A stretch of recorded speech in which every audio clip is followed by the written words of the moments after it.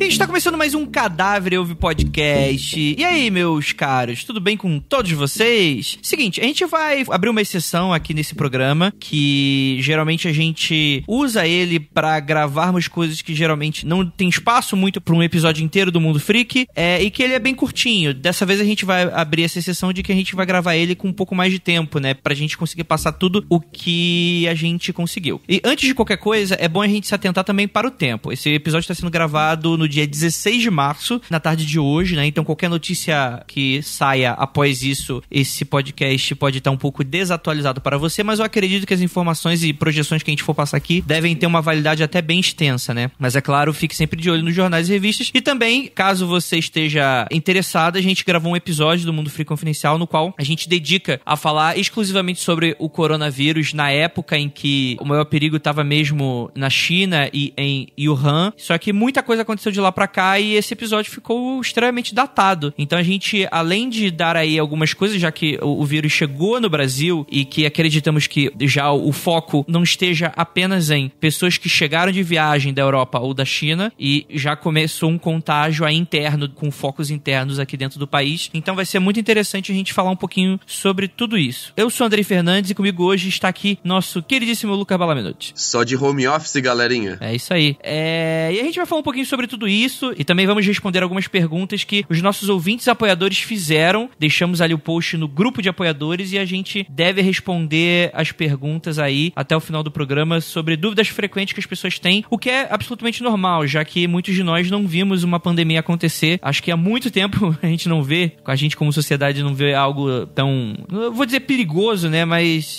tem toda aquela discussão sobre letalidade ser mais baixa, esse tipo de coisa. A gente vai comentar um pouquinho sobre isso agora, então, e a gente vai deixar os recadinhos sobre a assinatura do programa, esse tipo de coisa e tal. No final, deixe pra gente também facilitar quem quiser enviar esse podcast pra quem não conhece o programa e a gente já chegar logo no pau aqui e dar todas as informações que você precisa sem esperar muito, beleza?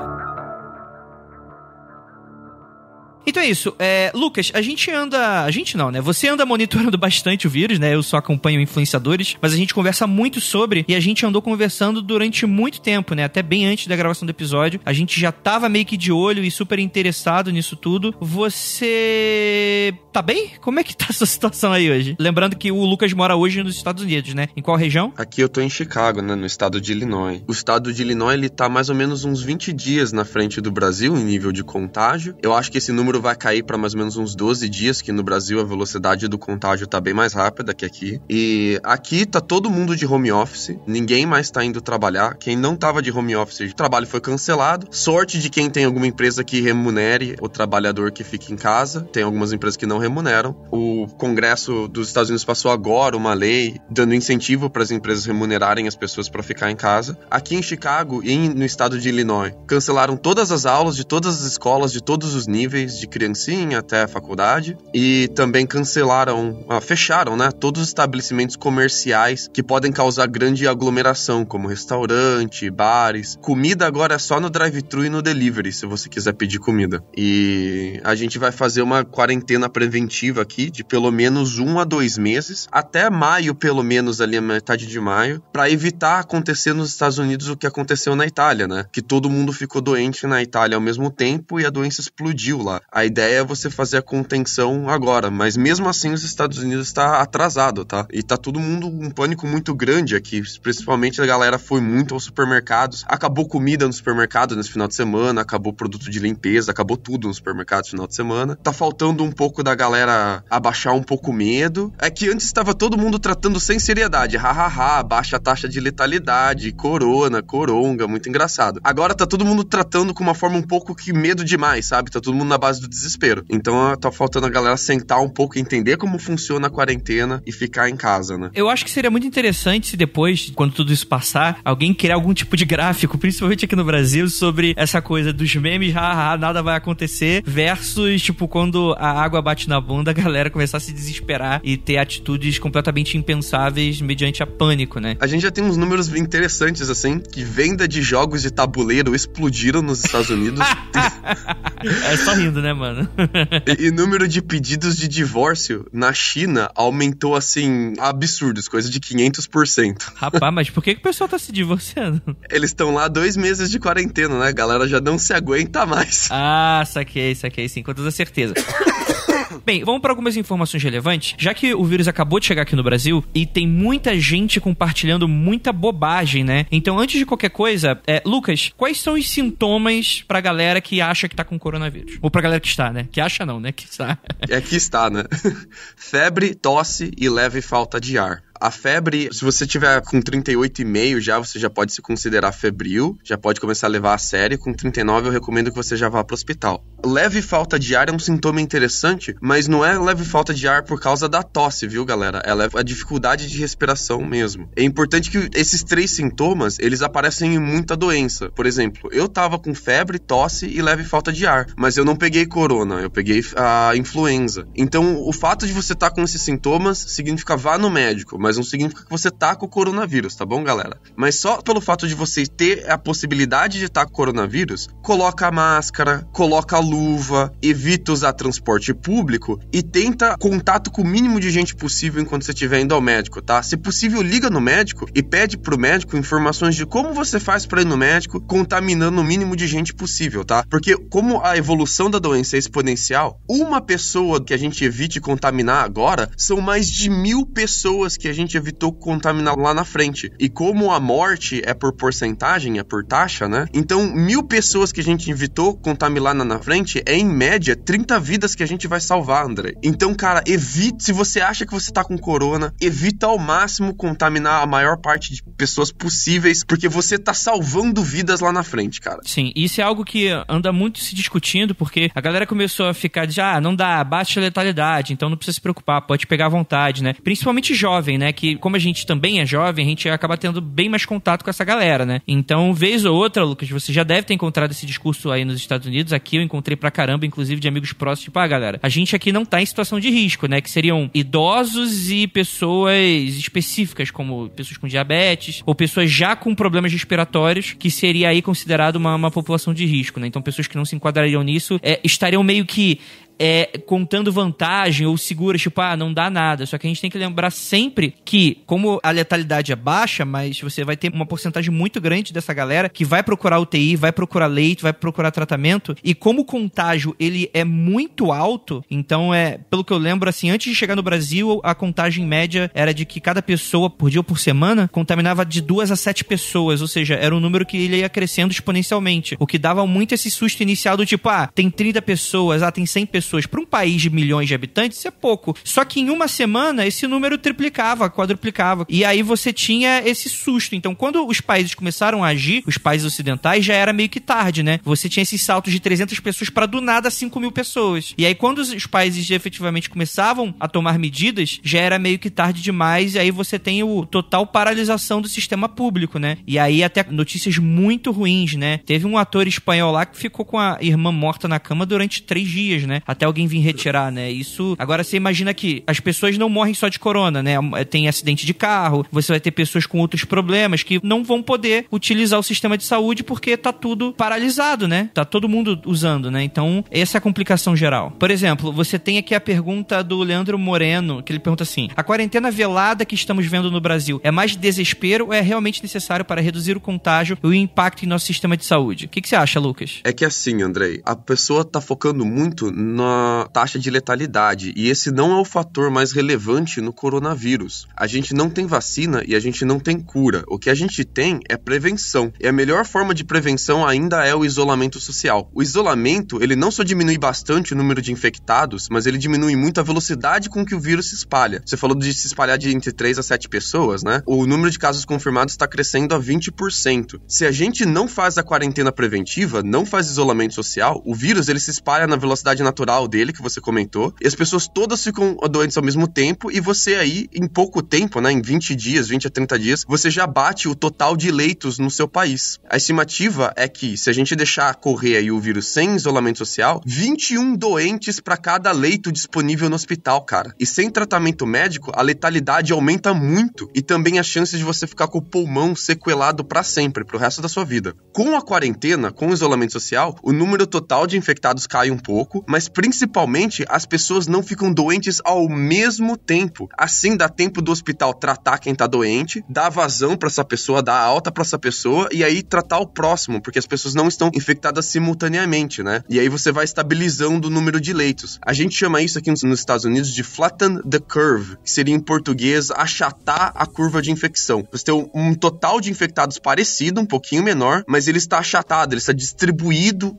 na linha do tempo de forma que dá tempo de hospital tratar as pessoas, né? Sim. Eu vou recomendar aqui pra vocês o artigo do Washington Post chamado Why Outbreaks Like Coronavirus Spread Exponentially and How to Flatten the Curve. Ele tá em inglês, mas o legal deles são os gráficos de simulação. São gráficos animados que você vê como funciona o contágio com e sem isolamento, com e sem quarentena, diversos tipos de quarentena e tal. E as curvas e os gráficos vão se mexendo conforme a simulação vai rodando. Você não precisa nem ler o artigo se você não quiser, olha só pras figuras, que elas são extremamente ilustrativas, é muito bem feito, eu recomendo demais esse artigo. Sim, com toda certeza, né? E é interessante também salientar que a ideia é que, invariavelmente, todo mundo deve pegar corona em algum momento da sua vida, né? Afinal de contas, deve ser daqui a, sei lá, alguns anos ela torne meio que como uma gripe mesmo, porque pelo nível de contágio, esse tipo de coisa, uma coisa que vai voltando, torcendo, obviamente, para não mutacionar e ficar algo ainda mais perigoso, mas a ideia é que, até lá, a ideia é que a gente consiga mitigar, e quanto mais tempo a gente consegue fazer com que as pessoas se protejam, melhor, como o Lucas falou, né? Eu tô meio que repetindo o que você tá falando, Lucas, mas só para as pessoas terem outro ponto de vista disso, porque é complicado, as pessoas realmente, elas acham que esses números que a China divulgou, por exemplo, quer dizer que ela não vai ser afetada, mas beleza, a China tem uma capacidade de mobilização, teve, né? Muito boa, só que a gente não vai ter, então, por mais que todo mundo que ficou em estado grave, ou que precisou de um apontamento ou de um tratamento mais sério, teve o tratamento na China, a gente aqui não vai estar conseguindo fazer isso. Então, invariavelmente, a gente já tá vendo números da Itália e de outros países, esse número de mortalidade aumentando consideravelmente, simplesmente porque as pessoas que estão precisando de um tratamento, mesmo que, beleza, não precisem de uma UTI, mas que invariavelmente não conseguiram um apoio médico, então essa galera tá morrendo com mais facilidade. Até mesmo jovens estão morrendo. Então, é sempre bom ficar de olho nisso, de que os nossos números ainda estão sendo atualizados conforme a realidade cultural e de quarentena e de mobilização dos outros países, né? Então a gente não sabe como é que a doença vai se comportar, por exemplo, aqui no Brasil. A gente tem as estimativas, o contágio a gente já sabe mais ou menos como é que funciona, mas a maneira como a gente como população vai estar lidando com isso e o impacto disso na nossa vida, ainda assim deve se atualizar aos poucos, né?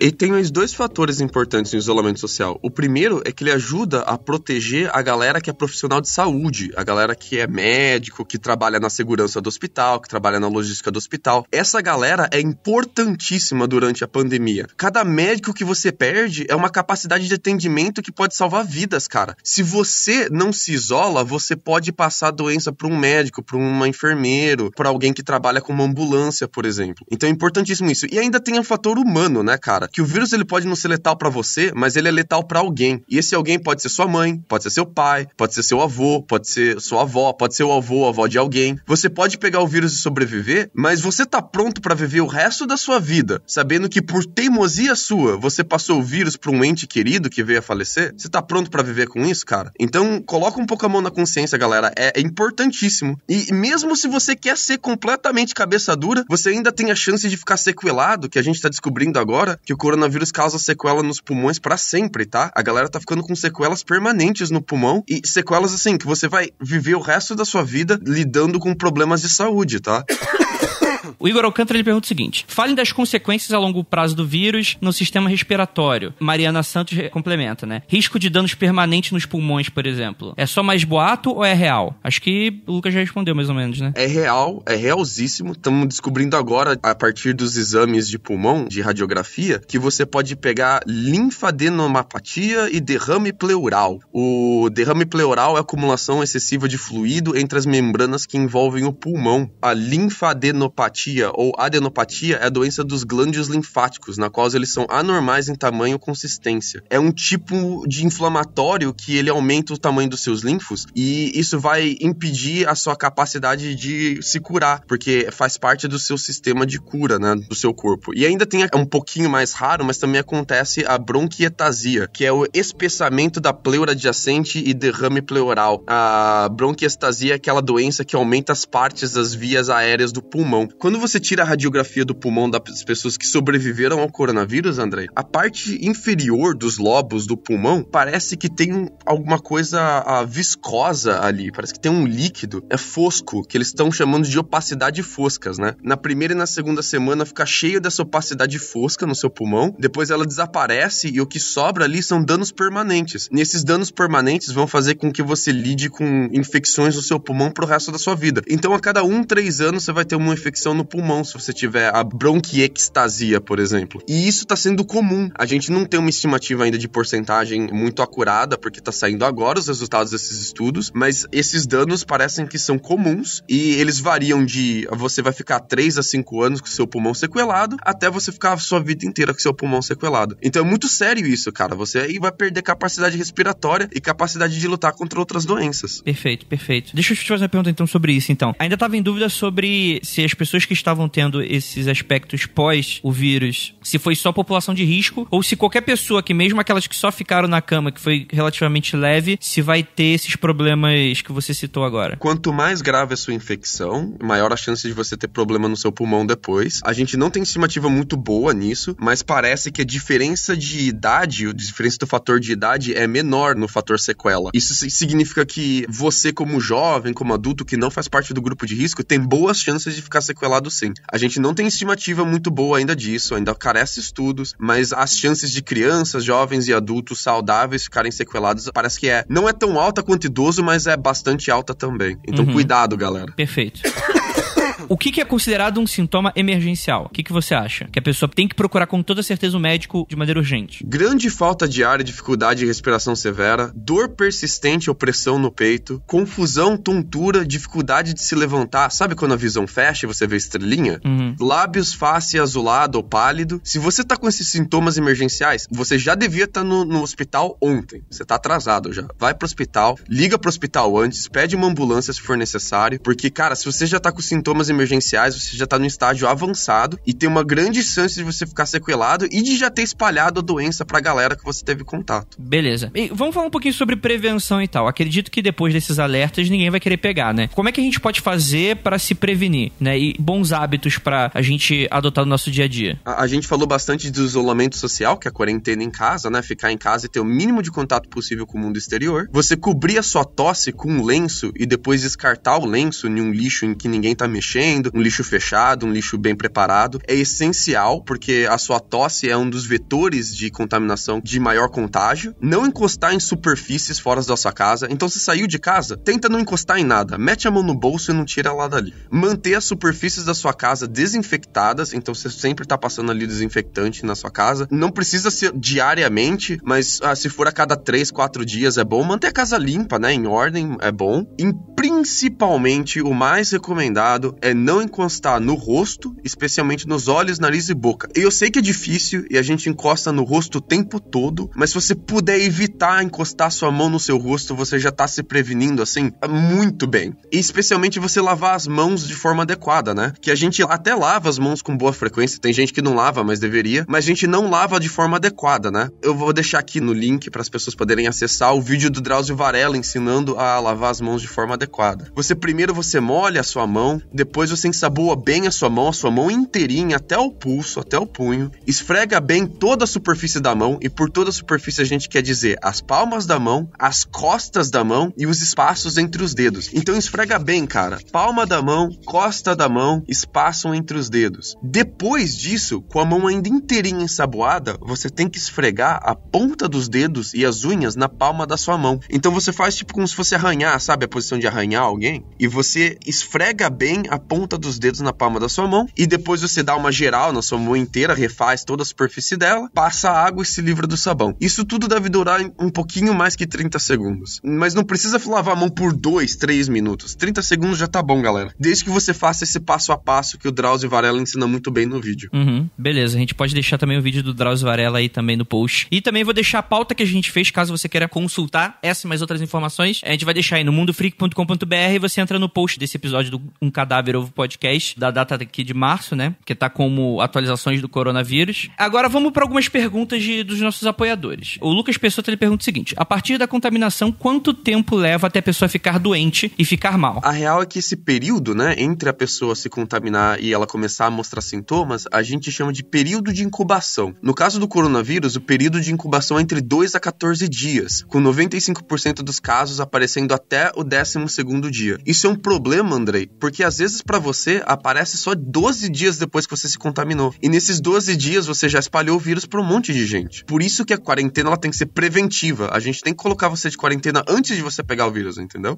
Isso que as informações é do CDC, que ele, junto com a OMS, ele tá fazendo aí a maior compilação de dados e relatórios sobre todos os países com contágio da pandemia do coronavírus, e também do Healthline, que é o site mais acessado aqui nos Estados Unidos sobre o coronavírus. É um site que tem auxílio do governo, que tá ajudando muito forte aí no combate e prevenção. Beleza, a pergunta do Guilherme Silva é a seguinte: é verdade ou mito que ibuprofeno ajuda o vírus a se espalhar? É mito, galera. O ministro da Saúde da França, ele deu um depoimento citando um estudo que mostra que a condição de alguns pacientes piorou depois de usar o ibuprofeno enquanto estavam tentando fazer o combate do coronavírus. Aqui é importante a gente diferenciar o que é sintoma e o que é espalhamento. O ministro da Saúde da França, ele não estava falando de espalhamento, então ele estava falando de sintomas. O ibuprofeno, ele não ajuda a espalhar o vírus. O que ele estava falando do ibuprofeno piorar os sintomas. O que acontece é que o ibuprofeno é um NSAID. O NSAID são anti-inflamatórios não hormonais usados para combater febre. Então ele não cura o coronavírus, mas a gente usa o ibuprofeno para combater febre. Os NSAIDs, eles são conhecidos por agravarem ou não ajudarem na febre com pessoas com outros problemas de saúde, como doenças cardiovasculares. Por isso a gente está recomendando agora, em vez de usar ibuprofeno para combater o coronavírus, você usar o paracetamol contra a febre, que o paracetamol também corta a febre. Ele também é um NSAID, mas ele é um NSAID que tem resultados melhores com a galera que tem condições de doença já. Então, ó, galera, tem pouco estudo, a gente ainda não tem certeza se o que o ministro da Saúde da França falou é verdade. Todas as outras agências de saúde do mundo inteiro criticaram ele fortemente por causa desse depoimento que ele deu, porque ele falou de uma forma bem exagerada, mas por segurança a gente tá colocando o ibuprofeno como segunda opção, como primeira opção para cortar a febre. Se você puder, não tiver nenhum problema com paracetamol, use o paracetamol, tá bom, galera? Mas por enquanto a gente ainda não tem certeza se o ibuprofeno tá piorando ou tá ajudando. Exatamente.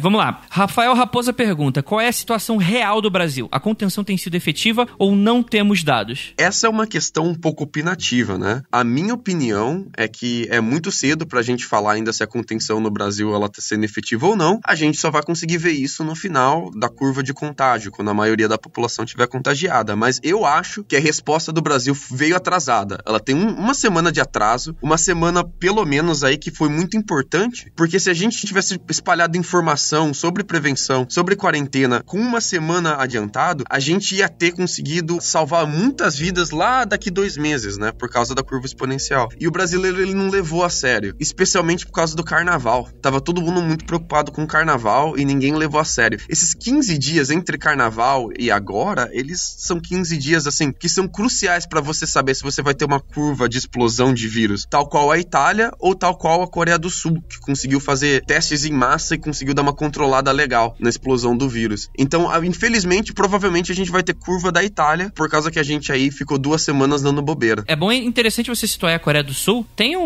aquele artigo, eu esqueci agora de qual jornal, que é do Paciente 31, que viralizou bastante ontem, domingo.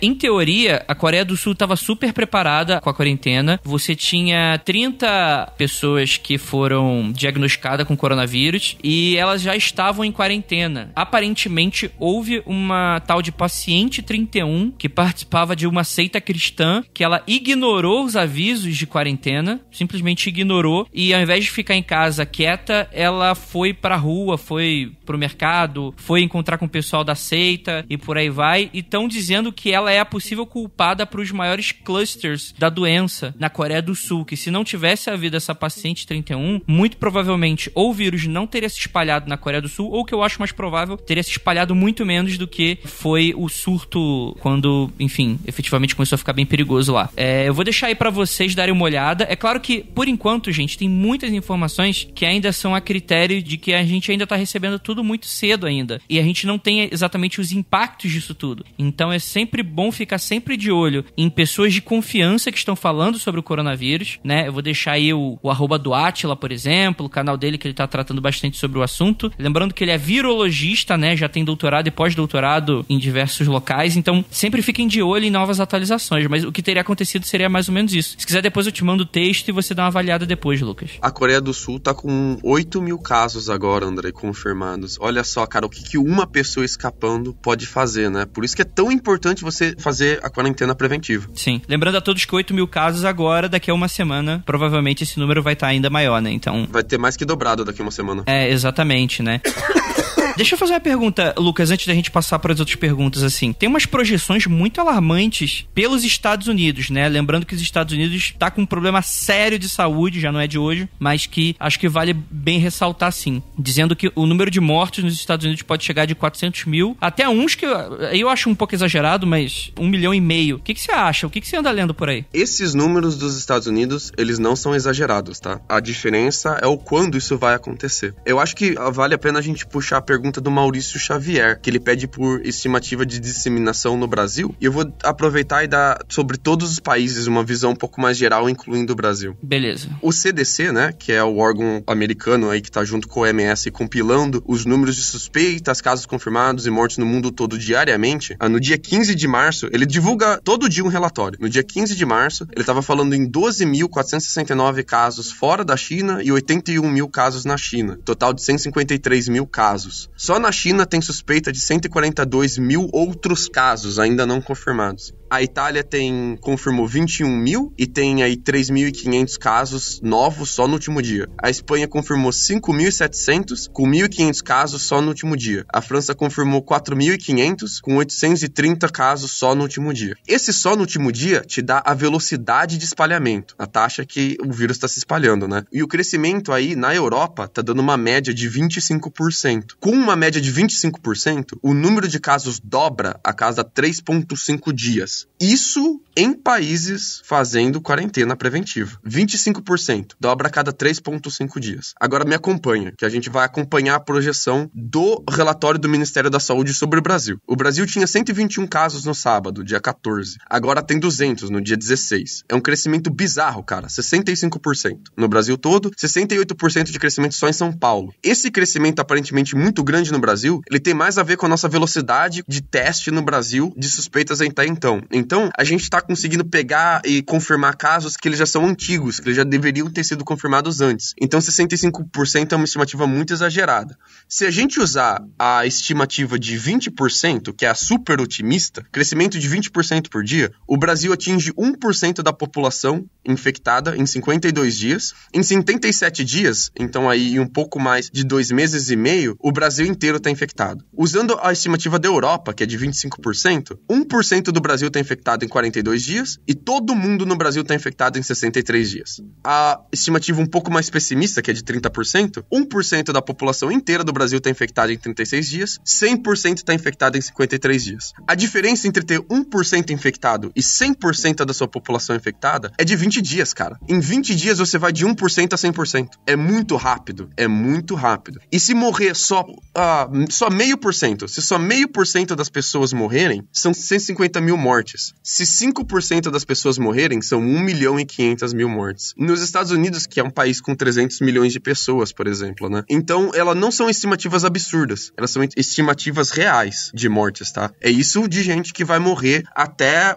por exemplo, o final de dezembro, que fazendo a quarentena preventiva, a gente espera que a gente consiga controlar e fazer a população inteira vai estar infectada lá para outubro, novembro, com muita sorte dezembro, em vez de ser todo mundo infectado nos próximos 2 meses, né? Sim. Mas, cara, é isso. Morre esse tanto de gente, infelizmente. Lembrando a todos que se a gente conseguir mitigar isso, permanecer em quarentena, obedecer tudo certinho, esse número ele tende a diminuir, né? Mas se a gente não vê, então é muito bom a gente colocar isso em perspectiva, porque quando a gente fala sobre essas questões macro, você tá vendo o número, né? Você tá vendo dados, né? Mas quando você fala que você pode salvar aí centenas de milhares de vidas, ou dezenas de milhares de vidas, só com gestos simples como permanecer em casa e não ir na porcaria de um bar ou de algum evento, acho que fica um pouco mais urgente aí essa demanda, né? Uhum. E outra coisa assim, né? Lembrando a todos que o Ministério da Saúde já confirmou que a gente só vai ter como fazer os testes com pessoas em estado grave ou pessoas com problemas um pouco mais complicados, né? Isso já tá começando a ser feito agora. Ou seja, todos os dados hoje confirmados de coronavírus no Brasil, eles são subnotificados. Já está acontecendo. Que leva a gente à pergunta 4 do Erickson Martins. Como saber o número de infectados de verdade, visto que o Ministério da Saúde só irá contabilizar casos de internação em seus dados? A resposta é estimativa. A gente olha para os países que têm muitas suspeitas e muitos casos confirmados e a gente tira uma estimativa baseado nos casos graves que a gente tem aqui. Então a gente olha, se a gente tem X casos graves e Y% dos casos são graves, a gente consegue estimar mais ou menos ali o todo, né, de casos. Mas a gente não vai conseguir confirmar esses casos. A gente não tem capacidade de confirmar esses casos e a gente não vai estar informado com o todo de quantas pessoas estão contaminadas no Brasil. Nesse momento aqui, a gente já não está atualizado.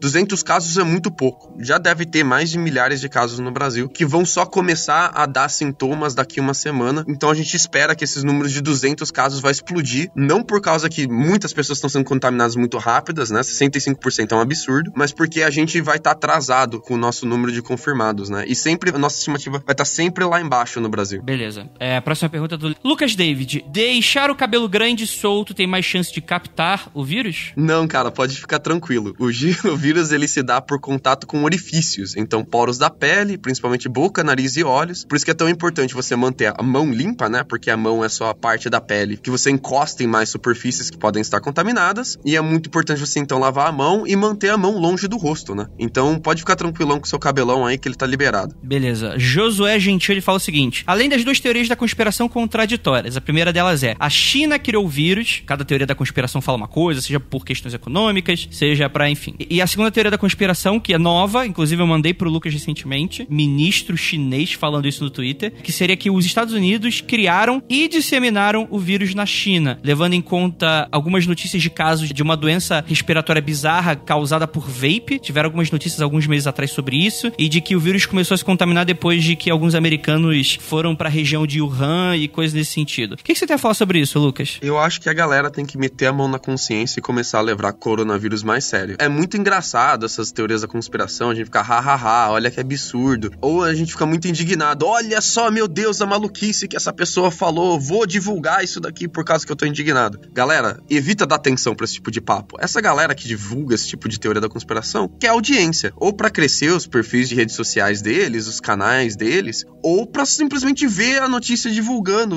passando por aí.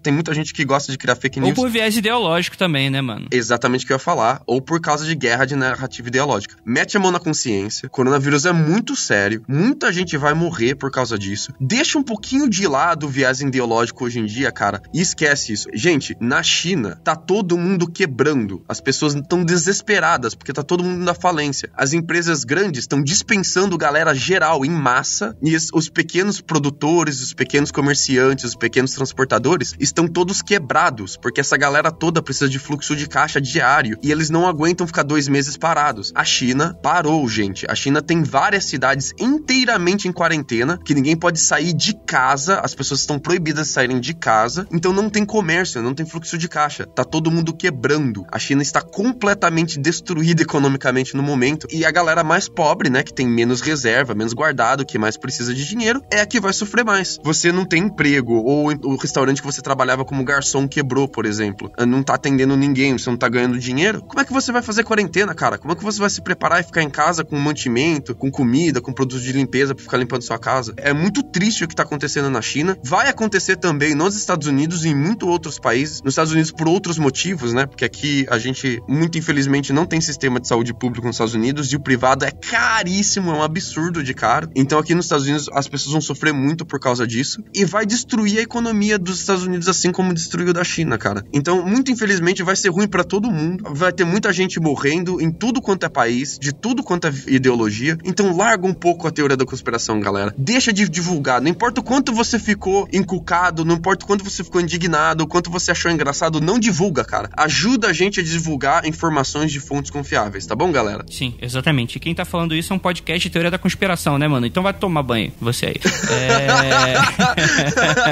Caralho. Porra, às vezes a pessoa precisa... E esse é o exato problema, né, Lucas? Tipo, você tem diversas dessas coisas que, beleza, questões econômicas, você tem narrativas, cada um fala uma coisa, né? Começa a aparecer um PIB privado, né? Um dólar nominal, né? Antigamente não tinha essas questões todas, né? Quando o dólar e o PIB tava diferente também. Mas é interessante que, infelizmente, o corona tá aí pra provar, mano, que não importa sua narrativa, mano. O choque de realidade tá aí e vai te pegar de qualquer maneira, mano. Independente qual cor da camisa você veste, independente do que você acredita e da religião que você tenha, né? Infelizmente, a gente, inclusive notícias aí de igrejas falando que Deus tá protegendo, né? Enfim, né? Não merece nem ser comentado por quão absurdo isso é. Só lembrando que, por favor, gente, leve mais a sério esse tipo de coisa e sigam especialistas.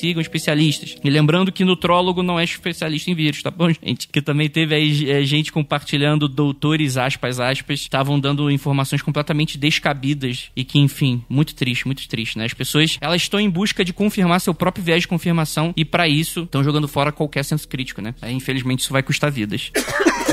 Vamos lá, Maicon Torres. Higienização dos instrumentos de podcaster, microfone, celular. E aí? Olha, galera, instrumento de podcast é superfície. Como toda superfície, tem que usar desinfetante. Mas, ó, cuidado pra não estragar o celular. Eu gostaria de recomendar pra galera, principalmente, limpar o celular, cara. O celular é uma coisa muito suja e a gente não vê a sujeira dele, né? Mas ele é muito suja. Tem estudos muito legais que mostram que, às vezes, o seu celular é mais sujo que o dinheiro, cara. E dinheiro é uma coisa que a gente sabe que é muito suja. Então, pega aquele desinfetante que ele é um paninho, que ele é um lencinho e ele vem umedecido, né? E se ele vem muito umedecido, você tira um pouco do excesso, limpando um pouco ele em alguma superfície limpa e passa ele no seu celular, no seu microfone, no seu teclado, no seu mouse. Limpa todas as superfícies, galera. Deixa tudo desinfetado, tá bom? Beleza, é isso aí. Maria Carla pergunta o seguinte: tem como saber se você foi infectado depois de os sintomas terem passado ou o vírus continua no seu corpo de alguma maneira detectável?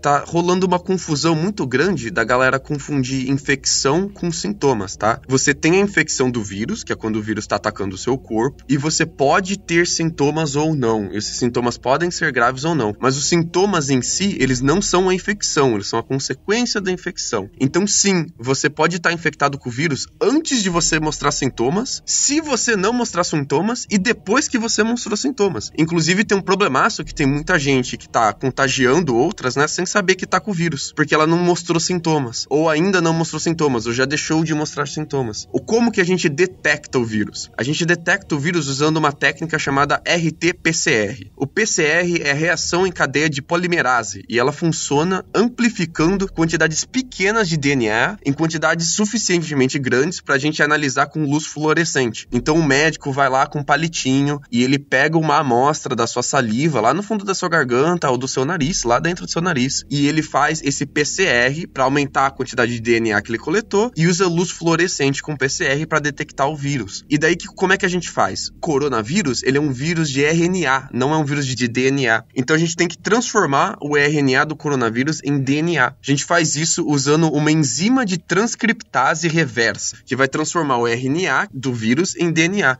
Esse processo de detecção, usando essa técnica toda que eu expliquei, demora até um dia, se o laboratório tiver com todos os equipamentos, todos os materiais necessários. Então o médico tira de você a amostra, manda pro laboratório e um dia você tem o resultado. Só que o que acontece quando todo mundo fica doente ao mesmo tempo, Andrei? Não tem material suficiente para fazer a coleta e a detecção de todo mundo. Vai demorar semanas para você conseguir fazer a detecção da galera, né? Você conseguir fazer o teste e dar resultado. Por isso que é tão importante você fazer a quarentena preventiva pela milésima vez, fez, justamente porque as pessoas que estão com um caso grave, precisam desesperadamente saber o que elas tenham, elas consigam um resultado rapidamente, né? E você não seja uma pessoa com caso leve aí, lotando a quantidade de testes sendo requisitados do laboratório, né? Se você ficar em casa, você não pega, não precisa do teste. Beleza. Lucas, para encerrar aqui agora o nosso episódio, a gente tem como ter uma previsão, porque você tinha feito uma previsão no nosso episódio passado, né, do Mundo Freak Confidencial que a gente citou no início, e você fez uma projeção que acabou se mostrando muito próxima da realidade, né? A gente tem alguma nova projeção e tal, o que a gente pode esperar do coronavírus pro Brasil e pro mundo? O que você acha? Se você quer saber o que vai acontecer com o Brasil, você olha para os dados do CDC, você vai lá nos relatórios que a gente mostrou, ou também você pode acessar o post no Washington Post, que está bem atualizado também, e ver o que aconteceu com os países similares ao Brasil. O Brasil está com 200 casos hoje. Então, olha para os outros países e vê quantos dias eles estavam para trás que eles estavam com 200 casos. O Brasil está hoje há 18 dias atrás dos Estados Unidos. Os Estados Unidos tinham 200 casos 18, 19 dias atrás. Hoje os Estados Unidos está com 1.678 casos. Então, a gente consegue ter uma boa estimativa que o Brasil vai chegar entre 1.500 e 1.800 casos daqui 18 dias. Se você olhar para a curva da Itália e da Espanha, você também tem uma boa projeção do que vai acontecer no Brasil. O que vai acontecer depende muito da capacidade de um povo de receber orientação do seu governo e seguir essa orientação. Então o Brasil, apesar de ele estar atrasado, ele está aí começando a se movimentar para orientar a gente, e a nossa capacidade de seguir essa orientação é muito importante agora. Nas estimativas mais otimistas, entre 77 e 80 dias vai estar todo mundo infectado no Brasil. Nas mais pessimistas, isso vai acontecer com 50 dias. Então aí, entre 50 e 80 dias, você pode esperar que as pessoas ao seu redor, ou você, vão pegar o coronavírus, tá bom, galera? Não é pra ficar desesperado, é pra seguir as instruções, fazer a quarentena preventiva, ajudar a espalhar as informações e torcer pelo melhor. Mas a gente só torce pelo melhor depois que a gente se prepara pro pior, tá bom, galera? Exatamente, né? Pelo amor de Deus, né? Não troque essas dúvidas por qualquer outro tipo de coisa, né? Não. Deus não vai te proteger porque o coronavírus não é cristão, como diz o Keller, né, mano? Então tem que ver se o vírus é cristão, né? Vamos lá, gente. Só pra gente finalizar. A gente tá... Uma última pergunta que acabei de pensar aqui, que eu acho que vai ser muito interessante. Tem muita gente falando e agindo com um certo alarmismo, que eu acho que é justo, só que você tem essa coisa dos supermercados e tal. Que tipo de coisa a pessoa precisa buscar nos supermercados e o quanto de tempo você acha que ela deve ficar em quarentena dentro de casa ou uma auto-quarentena? Agora no Brasil tá um pouco complicado falar para as pessoas fazendo isolamento social, porque as empresas ainda não deram a oportunidade para os funcionários ficarem em casa de forma remunerada ou trabalhando de home office, né? Isso tá começando agora. Mas se você puder ficar em casa, fique, cara. E fique em casa o máximo que você puder nos próximos 40 a 60 dias. Você vai precisar de alimentos não perecíveis e de material de limpeza, de higiene. Não precisa encher a casa de material de limpeza, não precisa ser álcool 70, não precisa ser álcools mais potentes que álcool 70. Tem uma galera comprando álcool 99. Galera, não passa álcool 99 no corpo, que você vai se machucar e vai ser sério. Não passa álcool 99 no corpo, galera, pelo amor de Deus. Mas não precisa ser álcool 70, desde que você esteja lavando a mão, tudo direitinho. Mas material de limpeza, alimentos não perecíveis para 40 a 60 dias é importante. Não vai no mercado e compra tudo que você vê pela frente que não desesperado, especialmente coisas frescas. Deixa pra galera que precisa, tá bom? Tem galera que precisa, que tem restrição alimentar. Então deixa alimento fresco pra galera que precisa. E não sai comprando álcool gel que nem desesperado, não sai comprando papel higiênico que nem desesperado, compra só o que você precisa pra fazer isolamento social de 40 a 60 dias, tá bom, galera? Não sai comprando que nem desesperado, deixa pra quem precisa também. Mas 40 a 60 dias, se você puder encher ali sua despesa, especialmente se você tem idoso em casa, ou se você tem alguma pessoa que tem algum tipo de problema de saúde, que seja de risco, então ajuda as pessoas de risco a fazer o isolamento social, é mais importante do que você mesmo fazer o isolamento social, tá bom, galera? Então a gente tem uma certa liberdade de dizer que para as pessoas se prepararem pelo menos para uma quarentena imposta ou autoimposta de até 2 meses, né? Ajuda essa pessoa a fazer conta dos gastos que ela tem com esses produtos de limpeza ou de consumo? O que você acha, Lucas? Você acha que é uma boa? Eu acho que é uma boa, faz esse tipo de gasto e tal, e não vai faltar as coisas no supermercado, tá, galera? Nos países que estão fazendo quarentenas, até no que as pessoas estão obrigadas a ficar em casa, como a Itália, não tá faltando coisas no supermercado, tá bom? Isso não precisa você ficar que nem desesperado. Depois você pode abastecer, por exemplo, para 2 semanas, a cada 2 semanas você faz a sua continha de quanto você precisa gastar e você vai lá e reabastece a cada 2 semanas, tá bom? Assim você evita ficar indo no supermercado agora que vai todo mundo junto no aglomerado, né? Vai todo mundo aglomerar junto no supermercado, isso não é bom. Então faz as compras para as 2 semanas semanas, e a cada 2 semanas você pode ir lá mantendo o seu suprimento sempre em dia, né? O seu estoque sempre em dia. Beleza então, Lucas, é isso aí. Então a gente encerra, né? Você tem alguma recomendação direta que você pode dar pro pessoal aí? Segue o Átila, cara. Segue o Átila, e se você vê a galera espalhando desinformação, vai no Átila conferir, confere com o Átila, vai no CDC e vai no site do Ministério da Saúde brasileiro, que eles estão fazendo um trabalho muito bom. E antes de compartilhar, seja qualquer tipo de notícia, mesmo de fonte confiável, espera pra confirmar essa informação, galera. Até de fonte confiável. Tem ministro da Saúde da França falando besteira, tem ministro da Saúde chinês falando besteira, até fonte confiável, galera. Confere com umas 3, 4, 5 fontes antes, depois você publica, tá bom, galera? Confere a informação antes de publicar. É o mais importante agora. Beleza. Lembrando que no Twitter é @oatila e no YouTube também você consegue procurar por Átila Yamarino, você consegue achar o canal dele. Bem, é isso aí, gente. Nós nos despedimos aqui e é isso. Lembrando a todos que se vocês quiserem manter um Cadáver Ovo Podcast além de outros produtos da casa Mundo Freak, você pode ir lá no apoia.se/confidencial e que você consegue achar aí com o mínimo de R$5, uma mensalidadezinha super pequenininha. Lembrando a todos que o nosso material, por enquanto, ele é todo gratuito. Você já consegue aí ficar super bacana e, enfim, ajudar a gente a espalhar mais informações interessantes. E caso seja interessante, a gente volta a falar de coronavírus por aqui, beleza? Então é isso e fim de transmissão.